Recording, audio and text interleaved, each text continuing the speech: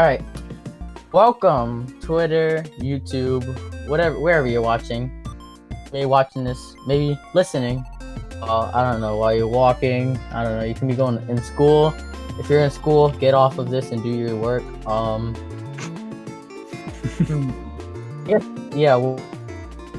Wherever you're listening from, watching from, welcome. This is the first interview in 9, and today, for the first interview, we have our lovely, the lore god himself, Baron. Would you like to introduce yourself, Baron? Sure, certainly. So yes, I am known as Baron Dipitous. I'm best known in the Brawlhalla community as basically the lore master, essentially, of Brawlhalla lore, I guess. Oh, dang it. Yeah, I see you was trying to resolve that. For a second there, frick. Let me try. Well, while you try to resolve that, welcome. This is the first interview. This is for my 300 follower special. I just wanted to, entertain you guys and give you guys something to listen to watch, and do it as kind of have fun. Baron asked you guys if you guys had any questions on his newest lore quiz, which shout out to the winners. And you guys put some questions in there. We're gonna answer them. Basically, the schedule is we're gonna introduce ourselves, plug anything we need to, and then also all of Baron's stuff, the recorder, which is Momo Bro, which is recording right now, and me, which you know me on Twitter as Lil Yumiko.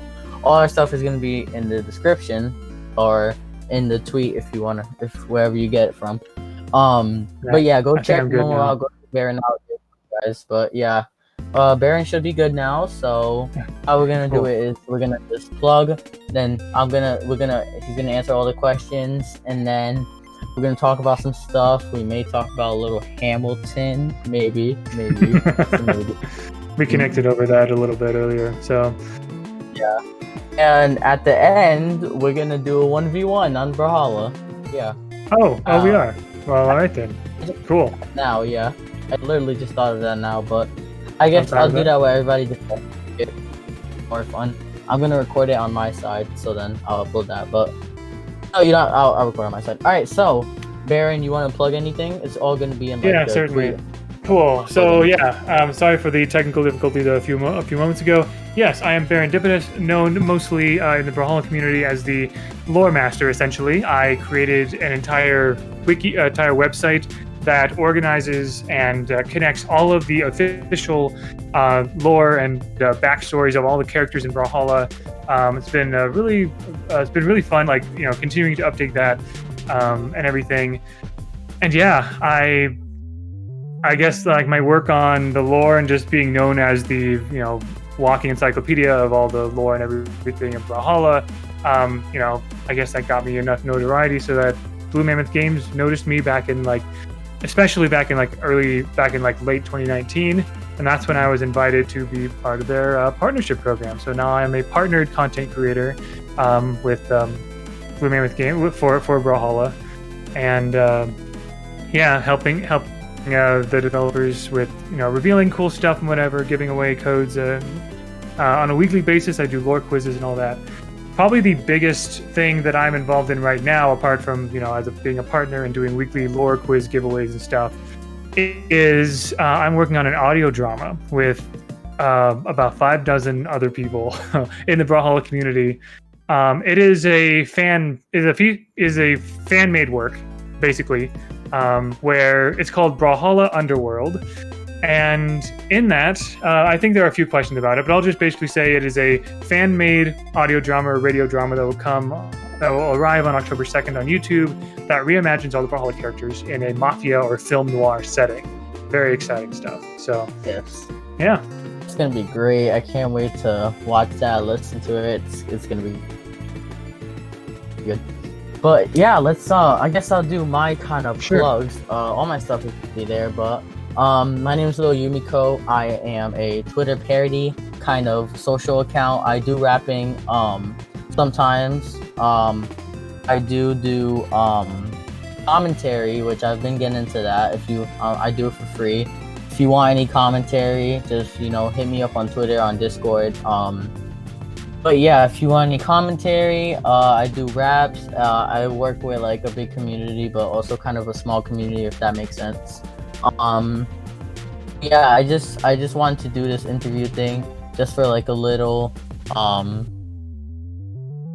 just like a little thing that people can entertain themselves with and just have fun.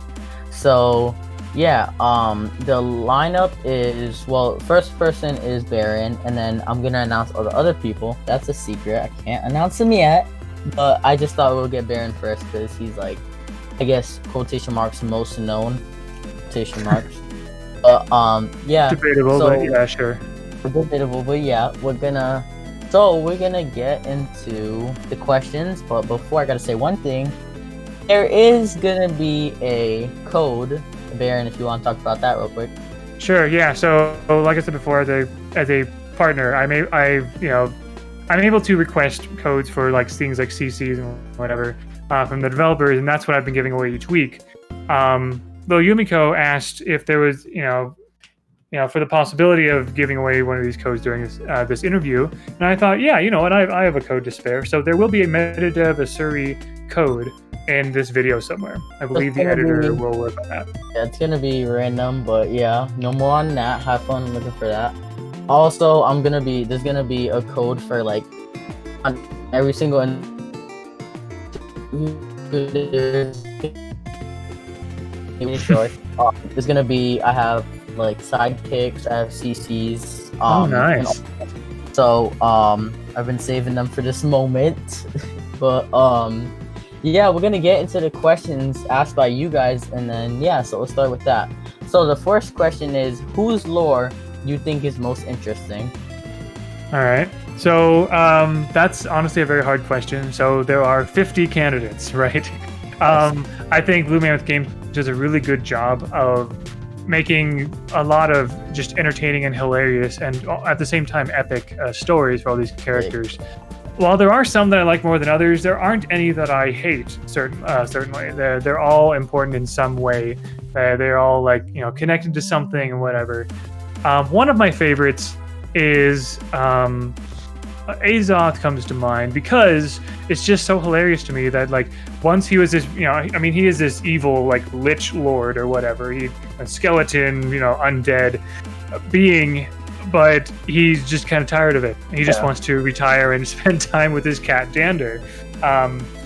Another one that I really like is Nyx. Nyx's lore alone has expanded the universe exponentially because Nyx's lore is the first time.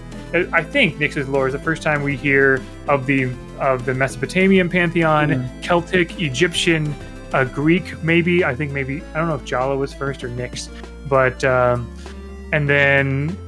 Yeah, just all kinds of things, showing that the universe of Brawlhalla is so much bigger than one might realize. Yeah, didn't Azoth had that thing with like the skulls? I think it was. I don't remember. Are you talking about shrieking skulls or something? I think it was in the Laura Croft trailer. She was like going for like a skull, and I saw people talking about how. Okay.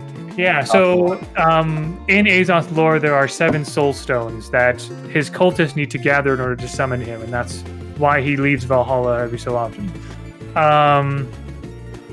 Anyway, so yeah, one of the so Lara Croft was in a temple where one of the soul stones was, and the soul stone was shaped like a cat's head, which I think is hilarious. Makes sense.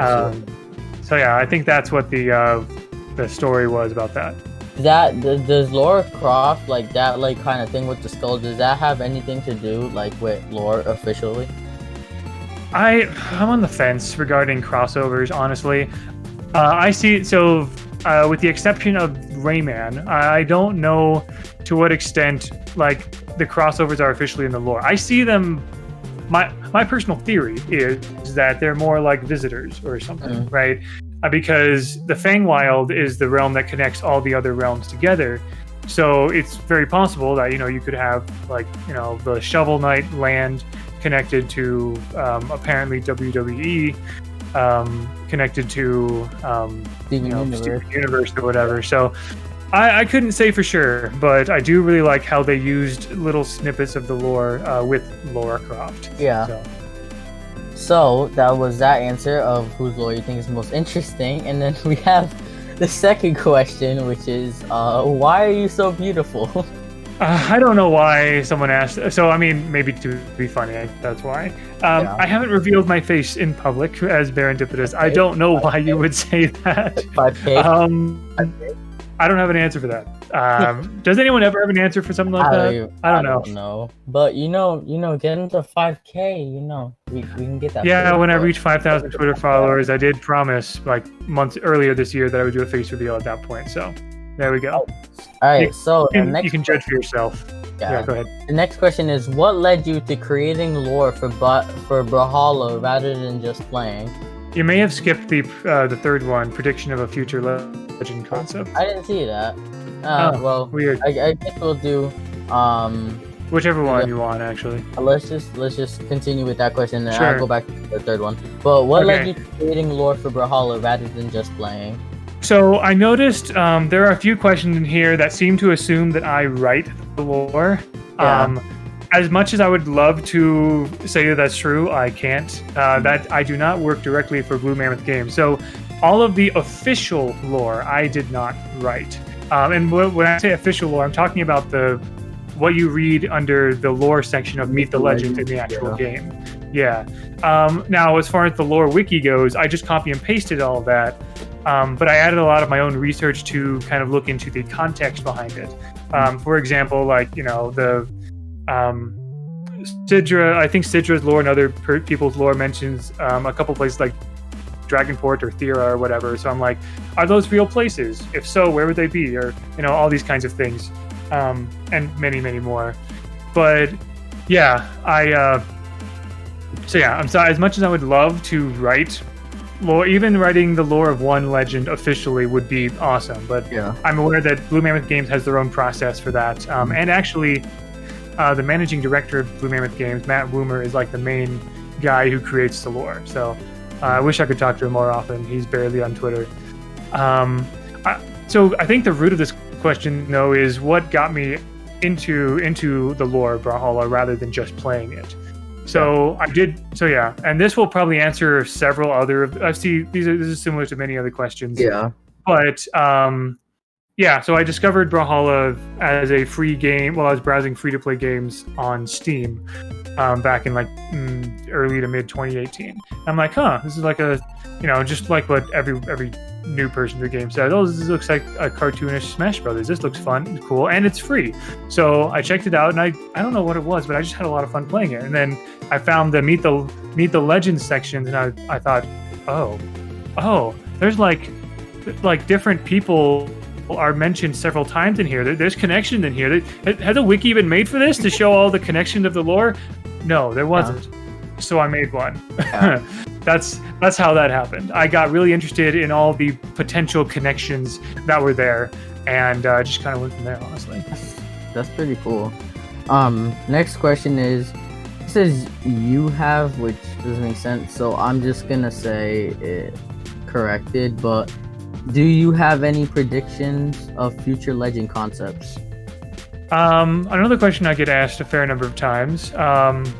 It's a fair question. Some people also ask me sometimes, like, hey, do you think, there are two legends I can think of whose names, maybe three, whose names appeared in the lore before they were officially released. Yeah. Mordex's first name, as well as Fate and Volkov, all were mentioned in the lore long before they were even released as official legends. Yeah. So, would Blue Mammoth Games do that again? Honestly, probably. There are a few names that have come up a couple times. It'd be cool if Lance Star Champion was a thing, although he seems to be more of a punching bag for other legends at the moment. There are a couple other names that just kind of pop up, like Ogadai, who was like an assistant to Jala and a historian or something. Honestly, who knows? Blue Mammoth. So if you want a specific prediction from me, that's hard because the cast of characters is so diverse, and just about every character is based off of a single word or phrase, basically, right? the Viking, the skeleton, the rage fighter, the superbot, the vampire, the werewolf, right? Yeah. The monster hunter. So like, what haven't they done already? Like, I was not expecting a gargoyle. I was not expecting a Korean sellsword. I don't know I've seen a lot of people saying that they would love a Brazilian legend. I don't know much about the culture of Brazil, but if there's some sort of like a niche in there, that could be kind of cool. Yeah. It's also just a matter of like what weapon combinations are left. So Yeah. I think we haven't had bow and cannon. I have no idea what that would even be. But I mean, you know, so I'm sorry I don't have any particular prediction right now. But I guess I'll just say I'm just excited to see what they come up with. I think it's a lot. I just think the possibilities are just endless because there's so many holes in the lore. So, yeah. I was thinking maybe that the Lance person you was talking about. What was their name again? Sorry, the Lance person. Oh, Lance Star Champion. Yeah. Maybe he can be a Lance legend. I don't know. It's in his name. Honestly, I would love that. I would love that. Honestly, if you want any actual like prediction besides that, I'll say Blue Mammoth Games will keep doing what they're doing. They'll keep thinking of cool things that work with certain weapon combinations and just build off from there. So, yeah. Alright, so the next question is, if you could create a legend, what would it be? How did they get there? What do they do? So I guess we can start off with if you could create a legend. Yeah, so if I created a legend, so I've kind of done this already, creating a fan legend. I would I like the idea of, I mean, I am a librarian by profession, IRL. I like I don't think there is an actual librarian among the legends. The closest we have is Lin Fei, who's a teacher, and she went to an ancient library to free her ancestral guardian Zhao. I would create a librarian legend, and I actually wrote lore and created SIGs and skin concepts for a Baron legend, essentially. Oh yeah, we need that. And I have so on my YouTube channel, in my Baron Quippity podcast, I think one of the more recent episodes talks about like, you know, how you can create your own fan legend and how to write your own lore like Blue Mammoth Games does. And so, and in there I explain more about this Baron legend, but essentially how that Baron got to Brawlhalla was like, he's always been there. He's just kind of always been like some guy who keeps the records, right? And then then he starts getting more interested in the grand tournament and starts sharing information and connections between the legends, which gets the audience more like hyped up. You know, because now that they know the lore, they're like, oh, hey, Sidra and Jala are going together, you know, or like, oh, Nyx and Queen Nai, no way, man, or something like that. But yeah, something like that, and just like Odin's kind of like, oh, huh, cool, well, yeah, and then maybe, I don't know, with actual fighting, a librarian would probably just like, you know, use a book to like, you know, throw in someone's face or something. I don't know. Beautiful. So yeah, there's my concept. Yeah, that actually sounds pretty swag.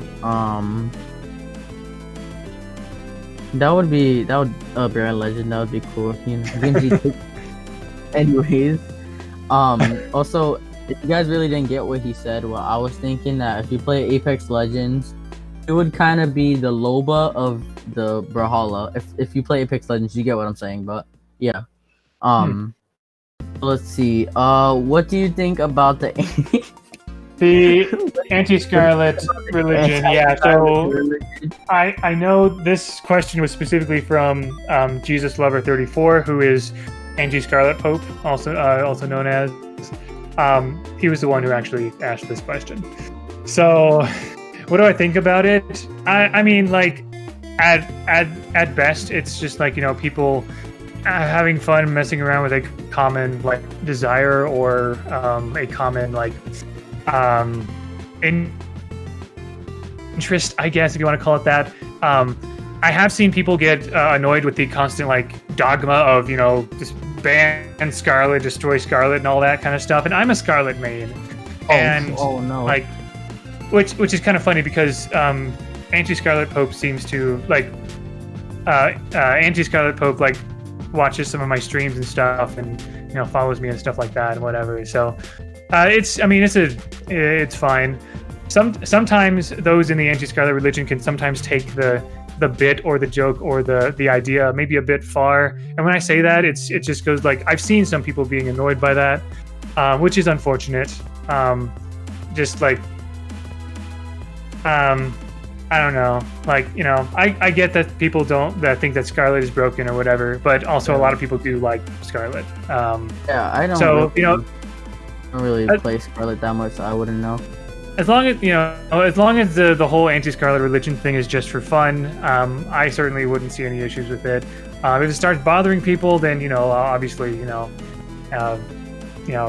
solve that with tact or whatever. But yeah, that's on them. Such are my thoughts about the anti-Scarlet religion. I just find it kind of funny, and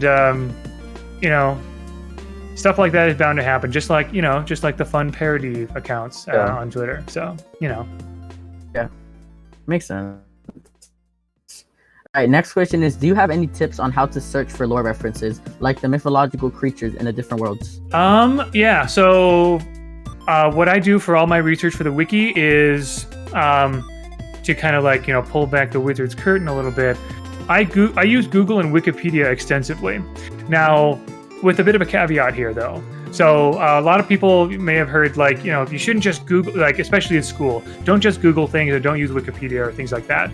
Google and Wikipedia are actually really good for research, up to a point. You don't want to use them as sources, but that's not the point of Google, and that's not the point of Wikipedia. They are meant to help you find relevant sources. Even if you use Wikipedia and you look at the general information on there, Wikipedia has references at the bottom, which will take you to the original websites, the original books, the original articles that it gets the information from, and you can use those. So that's what I do. Honestly, just like, if you're interested in, let's say you're interested in Norse cosmology, you're interested in the 9 worlds that that the Vikings believed in, like Asgard, Midgard, Alfheim, Helheim, and that kind of stuff. You want to know more about that? Google Norse cosmology. Look at the top results. Wikipedia will probably be up there. There are actually a couple of websites that I've seen quite frequently about Norse mythology that come up in the top results. Look at some of those things and look at what they use as their sources, and that's how you can, the more primary the resource, the better in most cases. So that's where I get all my information. I look at Wikipedia. I look at the sources Wikipedia uses, and I use that to try to verify and clarify the things that I find on Google. So yeah, just basic librarian research tips there. Yeah, so next question, we really already answered this. What got you hooked onto Brawlhalla lore? I did mention that, yeah. Who's your favorite? Yeah. Oh, okay, yeah. Favorite legend? Oh, go ahead, yeah. Why is it Ragnar / Azoth? So, I mean, obviously, I am a Scarlet main. I like Lance and Hammer. I think they're fun. Azoth is actually kind of a close second because of his lore. I like Bow. Hammer, sorry, not Hammer. Axe, kind of. I love Azoth because he has a Baron Azoth skin with a top hat. So, I mean, that's kind of just like, that's an instant grab, right? Yes. So, anyway, Ragnar is kind of cool as well. I think Ragnar is fun. Between the two, I like Azoth more than Ragnar. Because I find Azoth hilarious, but also intimidating. I like Azoth's weapons, and I like the Baron Azoth skin. But yeah, I used to play Ragnar a lot. I think he was my first legend. I got to level 10. I don't play him as much anymore. I started to not like Katars, but yeah, it's pretty fun. But Ragnar's pretty fun. Azoth, I tried him, but I couldn't get used to his SIGs, I guess. Yeah. But yeah, his SIGs are a bit wonky, but yeah. It's like, he has a SIG for everything, but like, yeah, I don't know how to explain it, but yeah. What made you so fascinated in Brawlhalla lore? We already talked about that. Whose lore is your Whose lore is your favorite, and whose lore has the biggest missed opportunity to include a pun? I love puns a lot, but so we talked about whose lore is my favorite already. So I'll go in the pun thing. I could probably come up with a pun for just about anything. The first thing that comes to mind is once again Azoth, because there are a lot of shall I say humorous skeleton puns out there. Yes. That kind of like tickle your funny bone. If you missed the pun there, I'm sorry for you. But anyway, yeah. Yeah, that was There pretty you fun. go. There could be a lot of puns in there, but honestly, just about anything can be made Yeah. a pun. Just like how at least I could make a pun about every legend, especially about Bodvar, if you could just bear with me. But anyway, I don't know why I find that so funny. yeah, there we go. Okay. Why am I still laughing? Okay, I gotta calm down. Alright, when did you start to play Brawlhalla and why? Alright, I guess we kind of already talked about that. Kind of already did. I found it as a free to play game on Steam, and I think it was mid 2018 or something like that. So yeah. Yeah. So the next question is, I actually sent you a picture of it on the screen right now. But what's the symbol on the new Val skin forehead? That's a good question. So yeah, with the synthwave Val progression skin, I am not 100% sure. So normally Val has a sort of three-pronged symbol on her forehead, if I'm not mistaken. Yeah. I've come to understand that as the MBFC symbol. I'm pretty sure. The Myers Baby Food Corporation symbol, the company that created Val. For this triangle thing, I'm not sure. My guess, I have a couple of theories about it. Number one, triangles are just so synthwave has a certain aesthetic, right? There's the fading sunset with the lines through it. There's palm trees. There's the like perspective grid and stuff like that. Like when you hear synthwave, that's like the aesthetic, right? Triangles are also a common aspect of that. So neon triangles, you see that a lot. Also, it's an upside down triangle, which is kind of in the shape of a V for Val. I'm guessing that's why they have that there. I don't think there's much else to it besides that. I think triangles are just a very synthwave thing. Neon triangles are. And the fact that it's upside down or pointed down is that it's a V for Val. So yeah, that makes sense. Next question is, what weapon do you believe should be added next? I think a great bow would be pretty nice. Great ball. Yeah.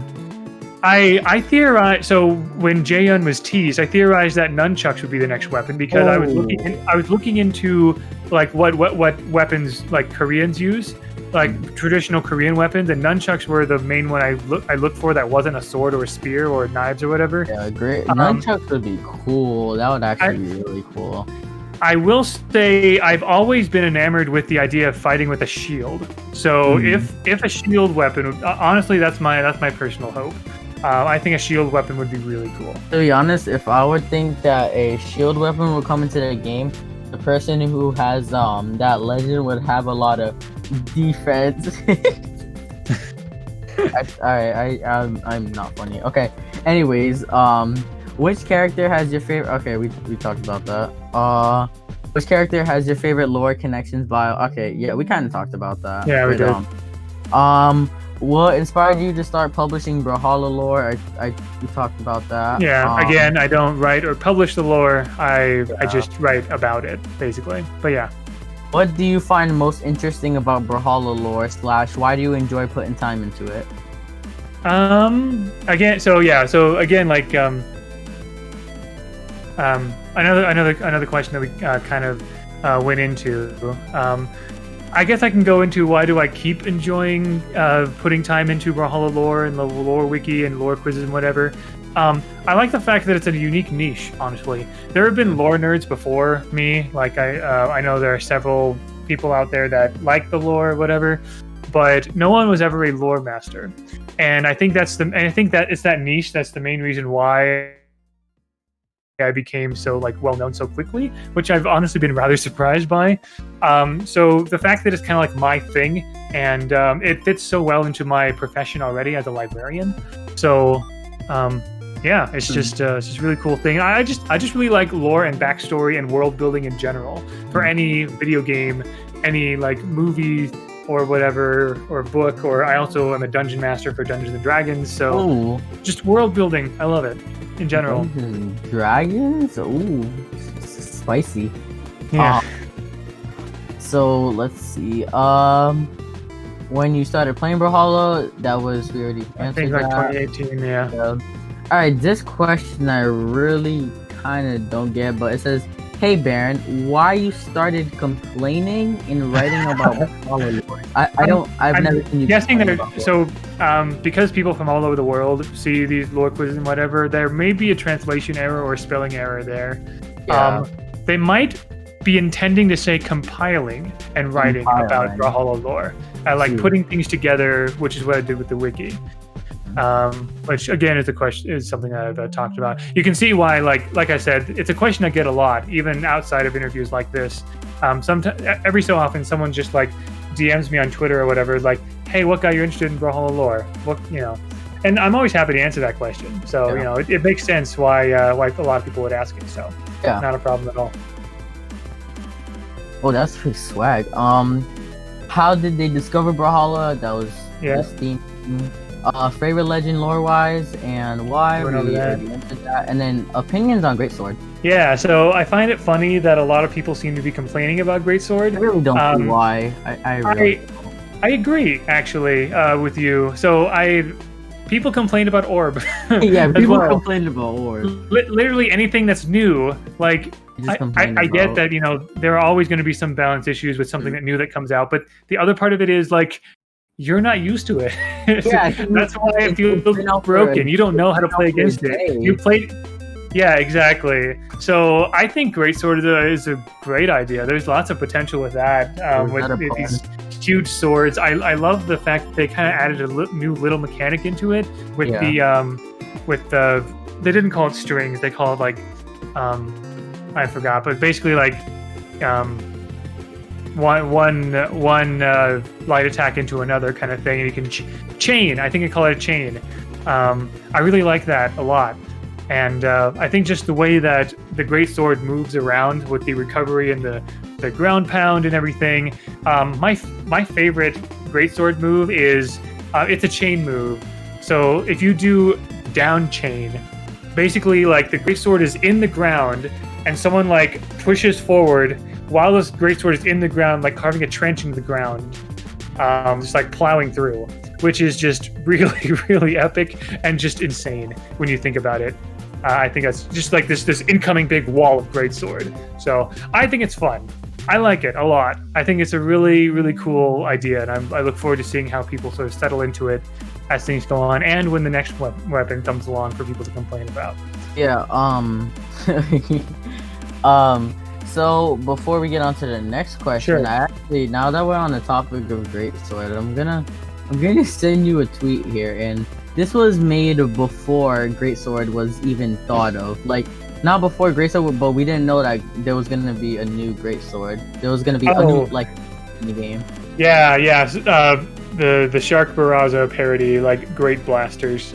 I thought that was really funny because that was before we knew about Greatsword. I just thought that was funny. I thought it was after. No, it was before. I remember it being before because I remember retweeting it and then. Like, oh, okay. Oh, I see. Oh, maybe I saw the retweet there. That's probably what it was. Yeah. Cool. Yeah, I find that hilarious. It'll probably be on screen right now. But let's see. When you start playing Brawlhalla, what profession would you have chose besides your current one?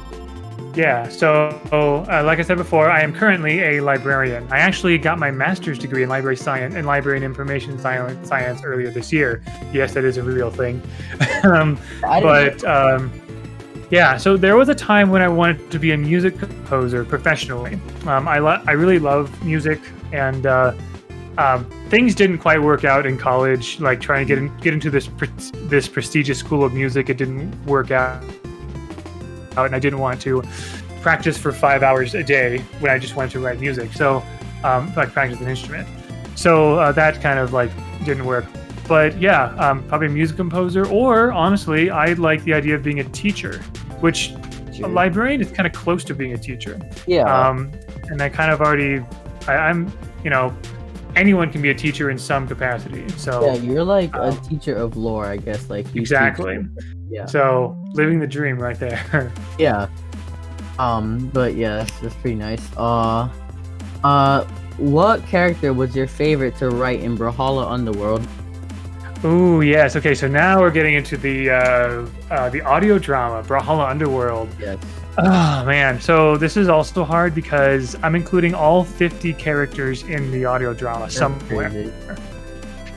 They won't all be main characters, obviously. That would be crazy. Yeah. I have to focus on a few, right? But all of them will appear at some point in the story, whether in the first season or second season or whatever. But yeah, that's a really tough one because I had fun writing a lot of them. Volkov comes to mind because there's a part where a main character enters Volkov's manor, and Volkov does speeches and whatever. He uses a lot of big words. He's just like I wrote him as this very fancy, pretentious. Actually, let me see if I can bring up. I'd be willing to give a little sneak peek of a couple of lines. This is why you watch the interviews. Just like a couple of lines for Volkov, just to show. I use to some of the voice actors' chagrin. I use some big words sometimes just to have fun with it, like assuage or beguiling or accomplice or things like that. I probably should be a bit better about that. But let me see if I can get to. I'm not going to show off too much, but this is just to show how I wrote Volkov. I had a lot of fun writing pretty much everybody, honestly. Yeah, that makes sense. But let's see here.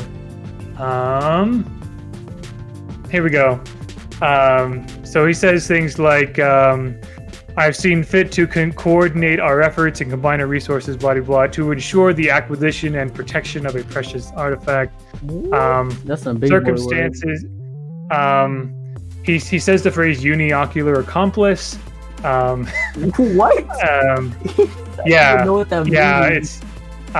It's salutations, extravagant events.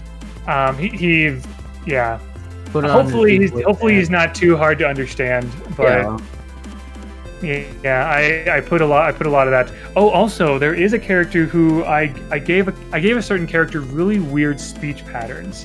I chose a couple of specific speech patterns from Shakespeare's time to give to a certain character, to make them really stand out in more ways than one. So I had a lot of fun. For example, it's something like, thou should pay closer attention to the events at hand, or things like that. So, anyway, but yeah, those are a lot of fun. Nice. All right, so they said, what do they like to do? I guess they were talking to me because you said my name, but what do you like to do in my free time? Dungeons and Dragons, board games, video games in general. Sometimes I stream just for fun, just to hang out or whatever. And honestly, working on projects like Brawlhalla Underworld. That's the biggest one. Yeah. I skipped one, but do you love the Brawlhalla community? I think that's a simple answer. Yeah. Yes. That is the answer. I think it's a really great and diverse community from all over the world. People who talk about toxicity or whatever, they're just not looking in the right places or focusing on the right places. The Brawlhalla community is full of people. People are stupid, but people are also really awesome. Yes. And honestly, I'm very proud to be I'm proud to have some recognition in the Brawlhalla community because it means that I get to be part of something much bigger and much more awesome than myself. So, yeah. Yes. All right. So the next question, it says, I don't know. So we're just gonna. I'm sorry, you don't know, I guess. Either, yeah. If you don't know, maybe you shouldn't put that. But and then someone says, what can I ask? Oh. I don't know. Ask anything, I guess. Whatever. Yeah. How's your day? But yeah, how did you get so? Or I'm just gonna fix this, but how did you get so good at Brawlhalla lore? If that even makes sense. Yeah, that does make sense. Honestly, I read a lot. I spent a lot of time on the internet, like I said, Googling, looking at Wikipedia, looking at the sources Wikipedia uses, looking at different websites, and honestly, just reading the lore over and over again, looking for all those connections. I'm pretty sure I've read everyone's lore at least several times. That's really all it is. Like, it's a lot of reading, but it's also just like a lot of.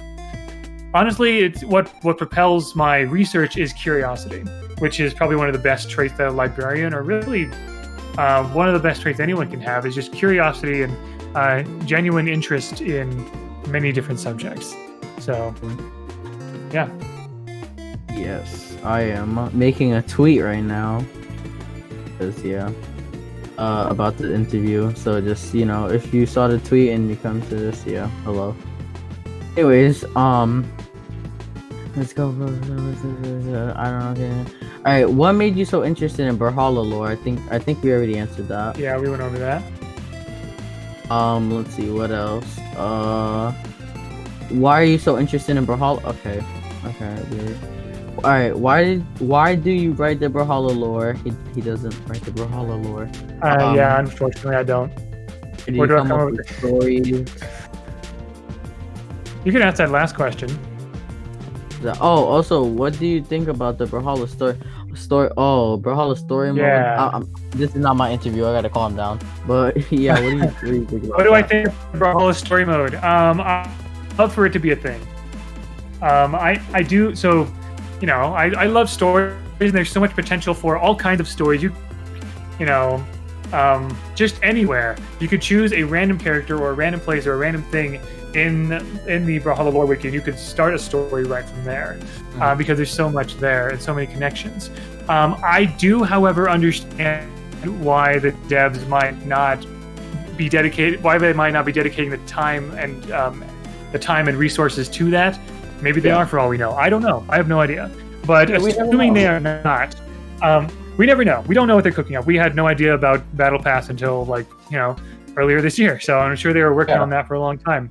But anyway, so as much as I would love a story mode, I understand why they wouldn't. It's honestly, it's not, they've had lots of other admittedly higher priority things. Battle Pass, putting Brawlhalla on mobile, trying to figure out esports stuff with the pandemic, and lots of other things. They've been just total champs at just about everything else, as far as I can tell.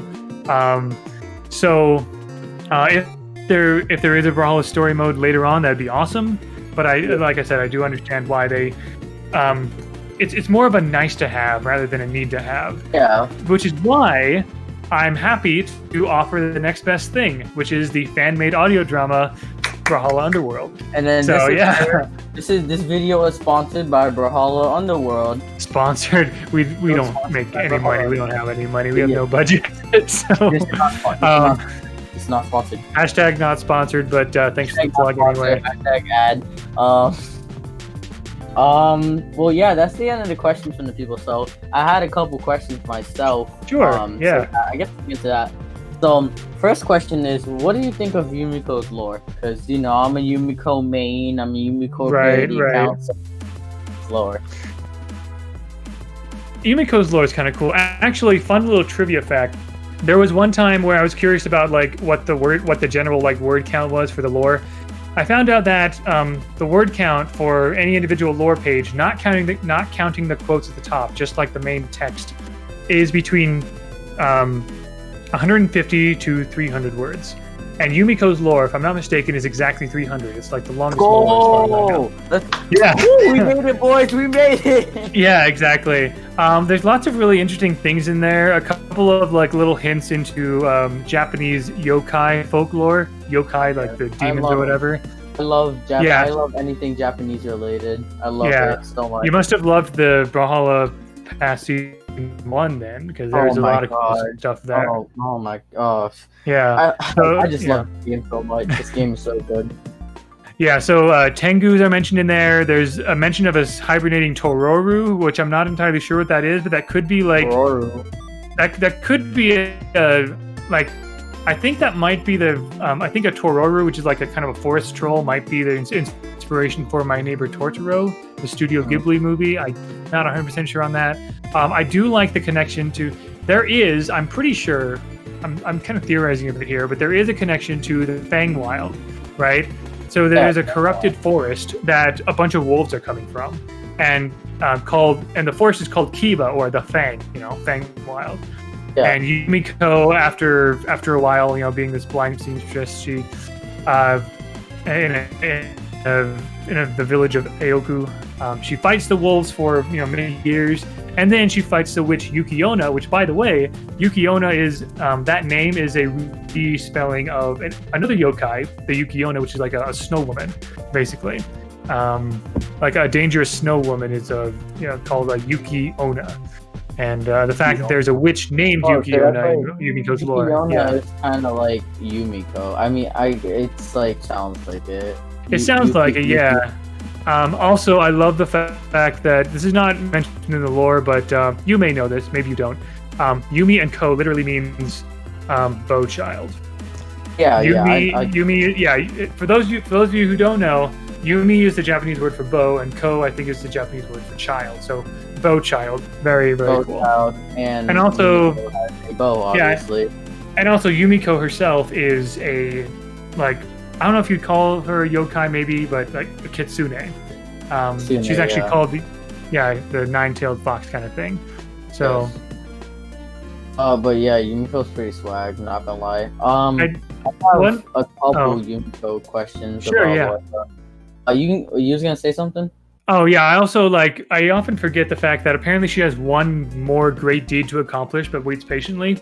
No idea what that is. Oh, I'm very curious. I really hope that gets. That sounds really good.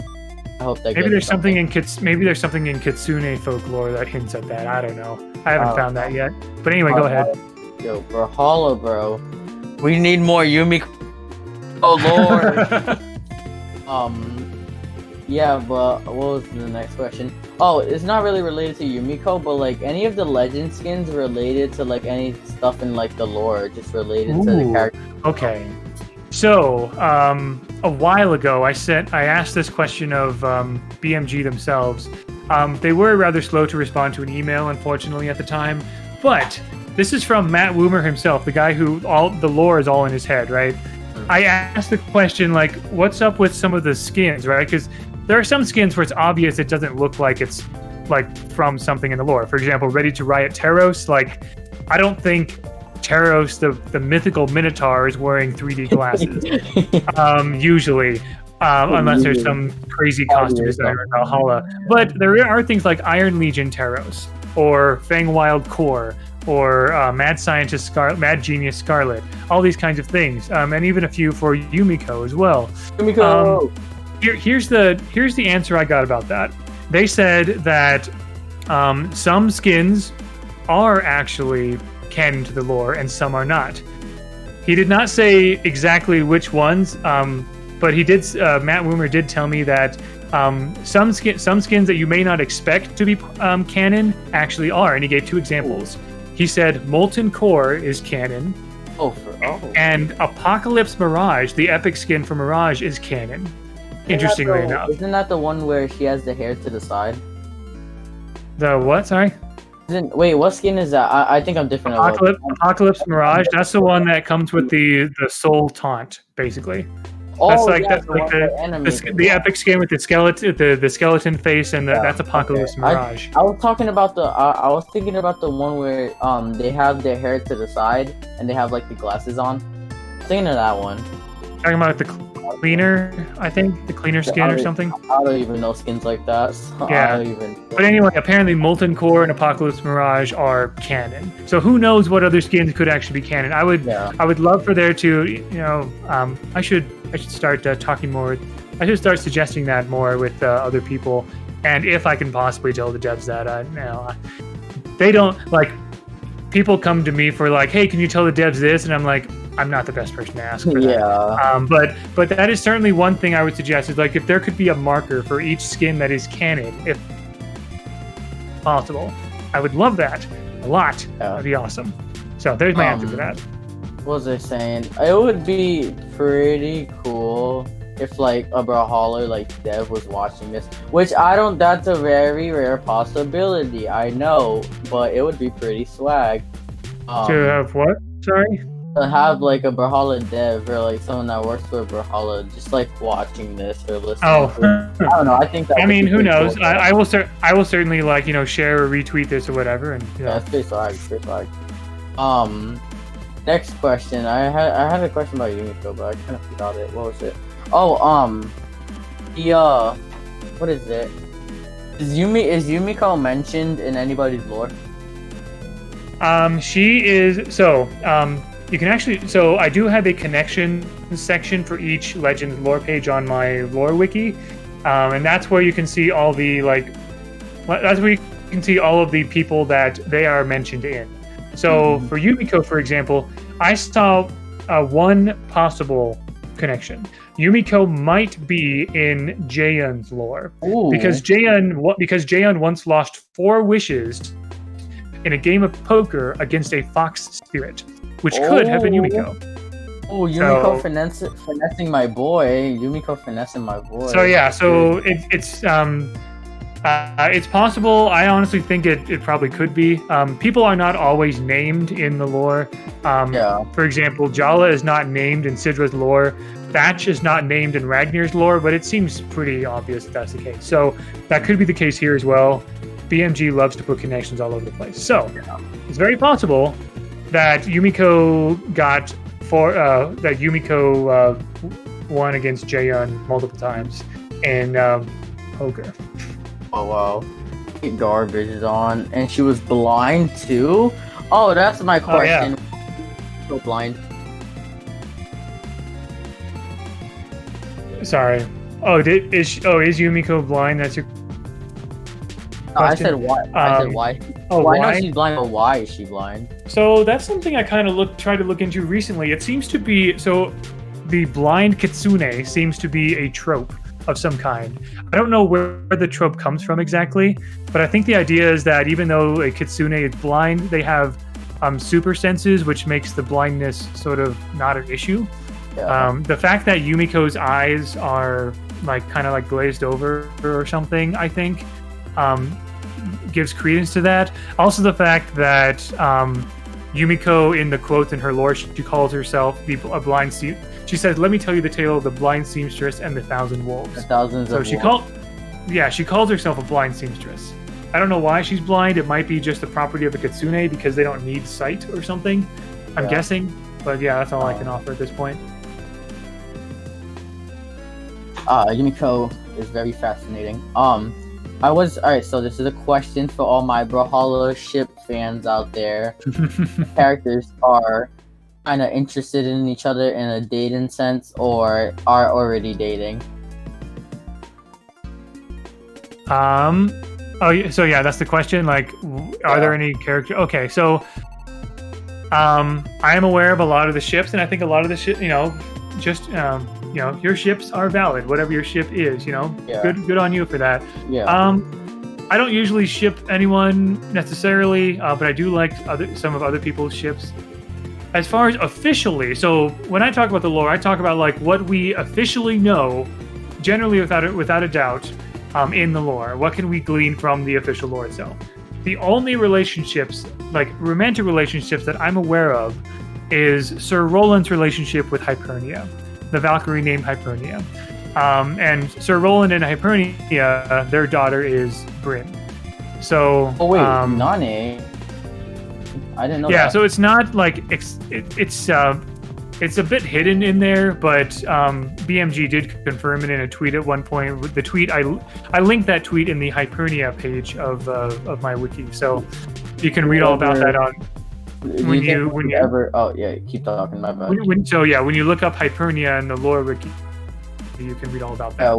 Do you think we'll ever get maybe that person in the game, because we do have the father and daughter, so Hypernia. Mom? Yeah, I don't know. It's possible. I think the issue with having Hypernia in the game of Brawlhalla is the fact that BMG would need to come up with which weapons are hers, And also, why include? Well, I got an Valkyrie? idea. Maybe they combine both of their weapons. I don't know. She gets like. Oh, lance. right. So let's see. There's so the 4 weapons are lance, sword, axe, and spear. So I would think she's a Valkyrie, right? yeah, spear would make a lot of sense. So Yeah, spear and lance. Lance maybe. Hmm. I would think spear and lance. Like so. I could see that. That could be cool. That could be cool. But yeah, I don't know. Just idea, BNG take notes, but take notes. Yeah.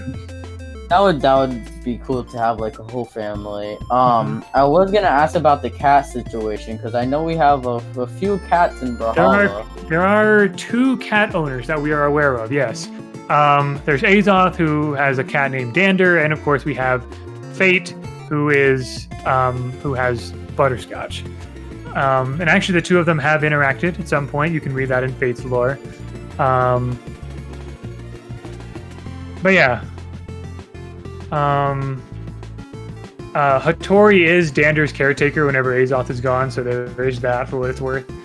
But yeah, those. I like any headcanons. I really love any headcanons I see about Dander and Butterscotch interacting. I think that's just adorable. I think that's great. I only know one name of the cat, the Butterscotch, which is Fate's cat. Yeah, and then of course there's Dander for Azoth. Yeah. We don't know anything about the cat that made Jaeon blind in one eye, right? Yeah, it's just like a cat. If it's Butterscotch or Dander, that would be hilarious. I think that would be an awesome connection. But we don't know for sure. I think that would be cool. Maybe I would, since we got Butterscotch as a pet. I don't know. Maybe Azoth as a pet. I would love Dander's cat as a. I would love Azoth's cat, Dander as a sidekick. I think that needs to be a thing. I would think Dander is so there is a Dander avatar though. Oh really? You get that for I think 30 mammoth coins. So nice. There's that. I was thinking maybe. Alright, so this is another subject I want to bring up, but packs. Like packs that go in with the lore. So you have a pack, I guess, a pack that has, I don't know, the Butterscotch pet and the Faith skin, skin with the Butterscotch on her, and it's like a pack for like a discounted price. Oh, and you buy it and get both of them. I think that would be cool. Yeah, that would be pretty cool. There are several other possibilities out there. Chests kind of do that to some degree with like some similar looking. Like there's an exalted chest and an iron chest, which those are both references to the lore. There are other things you could do with that kind of thing. But yeah, who knows? Maybe BMG will do that. Yeah. I don't know. All right, next question or topic, I guess. What was I gonna ask? I forget stuff easily. It was something about Yumiko. Oh, what's your favorite Yumiko skin? I need to remind myself of what all the Yumiko skins are. Lil Yumiko. Honestly, like that's honestly, so I love the Lil Yumiko skin. I think that one is actually really, really good. My favorite one right now, though, is the Synthwave one. Because Boombox Hammer, right? Oh wait, no. So along with the Boombox Hammer skin, I forgot she has one in the Royal chest. I forgot what it's called, but she basically has like a big key as a hammer. And she's like this. But I want it. She's dressed like this fancy Victorian lady. So yeah, that's the one I usually use. Never seen that, but I want it. It's in the Royal chest, I'm pretty sure. I'm getting that. I'm getting that. I don't care. It's a big key as a hammer, and then you got a boombox. Like, what else do you want? Oh my god! All we need is do we have a broomstick as any weapon? I think we do. A broomstick as like a weapon, like a lance or something. I think we do. We do. That's Bewitching Scarlet. This Halloween Scarlet skin. Oh, speaking of Halloween, what do you think they're gonna add for Halloween, like skins wise? I don't know. I honestly can never like guess because I feel like BMG just kind of like does what they kind of like. As far as I know, my understanding is they release skins if they have a fun idea for it, right? I think also the fact that a legend hasn't gotten a skin in a while is one of the factors they consider, but it's not the be-all end-all. Yeah. And so I still think Bewitching Scarlet's one of the best skins ever because I just think that's a really cool skin. I use that more than I use the epic Scarlet Mad Genius Scarlet skin. So makes sense. I'm just waiting for that Pumpkin Yumiko skin to drop because I promised what's the account on Twitter that the pumpkin Pumpkin Yumiko parody account. I'm not sure. Their name. They do art and stuff. I forgot their name. I am so sorry for forgetting your name, but I made a tweet about buying the little Yumiko skin, and they were like, "You gotta buy the Pumpkin Yumiko skin when it comes out." I was like, "Okay, I got you." And I haven't. That was last year. I haven't forgot about that. Nice. I will do that. But nice. yeah, Pumpkin Yumiko. I forget. Yeah, just a note here. You mentioned wanting to 1v1 me. Unfortunately, I don't think I will have time for that. I will have time for the rest of your questions, just not specifically the 1v1. So I'm sorry about that. Maybe some other time. Yeah, you're good. You're good. But yeah. Well, it's only gonna be like, I don't know, 10 more minutes. I guess now we can get into the off-top questions that are like not Brawlhalla, I guess. Sure, I'm fine with that. Just like talking. So I remember you mentioning you was a librarian, right? Yeah. What do you like? Have you ever been to like big libraries before? Like big libraries that have like historical documents and stuff? I've been to a couple. So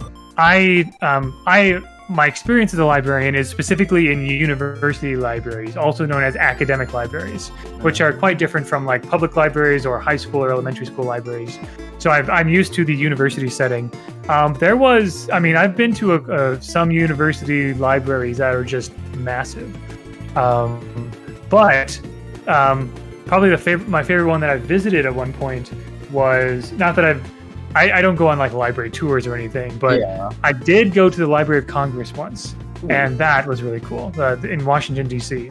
So it was really cool to go through that, and I even was put in contact with somebody who like worked at the Library of Congress as an intern at one point. So she kind of like showed me a little bit of like some of the tunnels going through some of the places in the Library of Congress. So really cool. It's just really beautiful building and really impressive collection there. Yeah. So have you ever? I don't know if you haven't ever, but have you ever been to the Golden State building? I think that's what it's called, Golden State.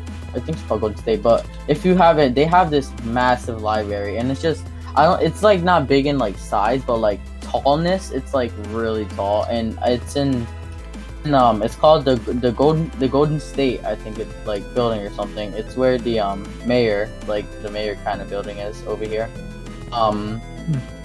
But they have this massive library, and it's like really tall, and it's beautiful. And there's like so like when I went there, I go there like every year for school and stuff. When I remember whenever I go there, the actual paintings that are like of like, you know, George Washington, like all them like important people that were like in history and stuff, the eyes look like they follow you, and it's whenever I go there, it's always creepy, but it's always cool to like look and stuff. So yeah, that's one, I guess, interesting fact. That's really cool. But yeah, it's like really tall, it's really nice. I don't love reading, like I'm not like a reading addict. I don't read every day, but I do read my fair share of books. Like when I need to read, I read, obviously, and when I'm interested in the book, I read the book. Right now I'm actually reading the fourth part of the Hunger Games. Ooh, nice. Called Songbirds and Snakes, I think it's called. And that it's really good book. I'm not gonna say anything because I don't want to spoil it, but it's really. But you can continue on what you're saying. Yeah, I actually don't read books that much either. Which, I mean, if that surprises you, being a librarian. It's I mean, I do a lot of reading like on the internet and stuff. So I mean, libraries they keep a lot of books, but they've evolved more into information centers more than just a place for books. I mean, there are still plenty of books that they have, but yeah, I just really like learning and information and all that stuff. So cool. Yes. While on the topics of books, from the books you've had read, like, what's your favorite book? Oh dear. Let's see. So the first, if you want to ask my absolute favorite book in the whole world, it is a religious book. So I won't go too deep into that because religion can be a touchy subject for somebody. But the Book of Mormon. I'm a member of the Church of Jesus Christ of Latter-day Saints. We don't use the term Mormon anymore, but the Book of Mormon's one book of scripture we have alongside the Bible. So I just really love it. I love the Bible as well, but that book I love it. I say that only because it has changed me as a person. But if you're asking about like fiction books or whatever, or stories or stuff like that, that's a good question. I was a very avid reader when I was younger, reader of books. The Bobby Pendragon series was a lot of fun.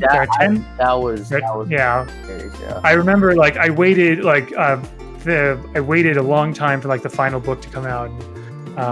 It was a very satisfying ending after 10 books. It's quite a series. So yeah, I really love that. Just like the hopping dimensions and everything, and yeah. There you go. So I guess if you wanna say anything, I guess we're gonna start to quotation marks end it. This has been really fun. I've had a blast so far as well. Wasn't there something you wanted to ask me about regarding one of my early tweets? Oh yes, let me get my phone for that one. Here we go. Okay, so I do have my phone right here. I'm gonna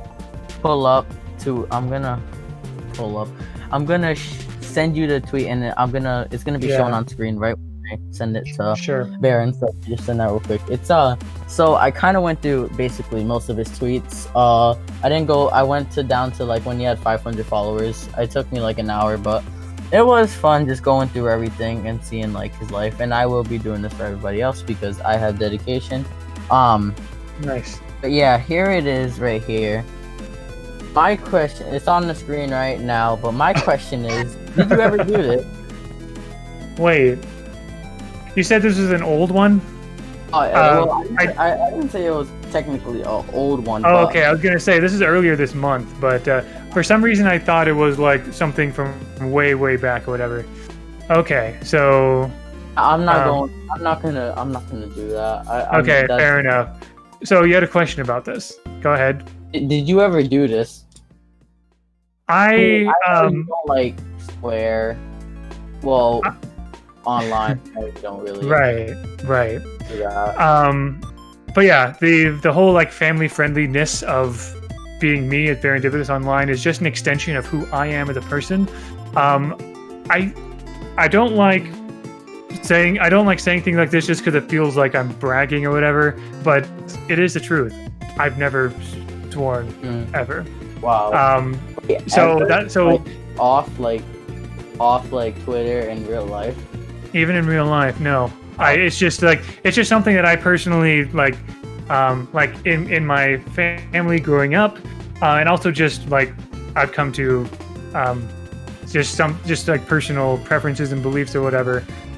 Just never swearing. So that's why I retweeted that, because I thought it would be funny, because in that one it's like retweet to challenge yourself to not swear for 12 hours or like for 1 hour or something like that.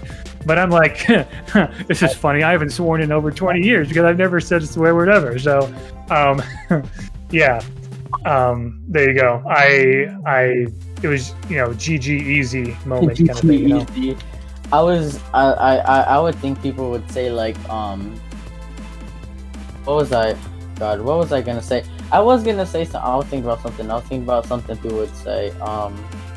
I think people would say, I don't think they would ever like put this in the tweet saying sellout quotation marks. Not really sellout, but like, saying that was saying that I'm a sellout for not swearing or something, or He's just doing it for like likes and stuff. oh, I because see. Okay. Swear, so he's doing it, but it's mostly for fun. You guys don't really. Yeah. I would think people would say that because people are like that, but I would think that. Whatever. Yeah. But yeah, whatever. It's always gonna be some bad people. It was just for fun. I just thought it would be funny. Funny. If it came across to some people as like me bragging about or being like self-righteous or something, that was not my intention. That's the last thing I want to appear as. It was just like, oh, I'll challenge myself to not swear for the next 12 hours. Not a problem. Yes, I can do that. Yeah, exactly. But I was this is gonna be on screen. What do you think of this spicy meme that my shout out to my friend made for me? You dodged my D-Sig. You dodged my D-Sig. Oh, that's cute. That's kind of funny. I like that. Yeah, shout out to my boyfriend. I love you. Anyways, back on track. What else? What do you think of bow? The bow weapon. Yeah, I think it's fun. Honestly, I think it's cool that they made a good balance between like making it not a long range weapon, but also making it still feel like it's a bow. And they came up with some really creative things, like the bow recovery is like literally shooting your target from your bow, which pretty much confirms that these are long bows. These aren't your normal like short bows. These are straight up. Anyway, yeah. But yeah, I just think bow is fun. Lots of fun creative moves in there. I guess that's really all I have. If you want to like ask me anything, I guess, or you want to say anything, you can go ahead right now. Yeah, I don't have too much to say. I just it's been a pleasure to hang out and chat like this, answer questions that people have, of course, and I look forward to seeing what more you come up with, because we were chatting a little bit before this interview, and I was impressed with sort of like what you want to do with like content moving forward and things like that, which I find very admirable. So I certainly wish you the best, and I'm interested to see what more comes of your efforts. Yes, thank you. That actually makes me really happy hearing that from someone like you. It gives me the motivation to keep going on, Yeah. Doing the stuff that I'm doing, and you guys should take those words. You should think about them, and just always think that no matter what anybody says, if you want to do something, you go for it. All right. Try it out. Don't follow your dreams. Chase them. They may fail. Something may not work out, but it's still not a waste, because you've still learned something. And I'm all about lifelong learning. We are always students of something, even when we're not in school. Yeah. And just like whatever you need. If you ever need to talk to anybody, always my DMs are always open, so you can always talk to me. Cool. I'm always looking for new friends and stuff. But yeah, this is the end of. Well, it's gonna be like 2 minutes left, but this is the end of the first Yumiko's Swag podcast or interview. It's been Baron. I just wanted to say thank you, Baron, for coming out. Thank you for answering people's questions. Thank you just for being here. I love your work. I love what you do. We all do. So just want to say thank you. Check out his Twitter. All of that will be in the description or the tweet. Check out Brawlhalla Underworld. That's gonna be good. And yeah, we all love Baron, and I'd love to have him here again. If we can ever do this again, I would love to have him again. Cool. So this is for alright, so like thank you, Baron. So this is the first podcast of 9 podcasts. We will have other people on this podcast / interview. And if you guys have anybody that you recommend, you can always DM me. Right now, it is closed for 9 people for now. But if you guys love this, I will keep doing it. I will. I would love to do this as like kind of a kind of like a full-time kind of project, I guess. And I would love to have anybody. Yeah, Momo just said chat. Me when I hear that, I have to edit 9 podcasts, intense sweating. Well, yeah, it's not gonna. The other ones are gonna not be gonna be that long. But yeah, this is if you guys love this, retweets always appreciated, likes always appreciated. Go check out Baron. And yeah, that's really all I have to say. Thank you guys for listening. Thank you guys for watching.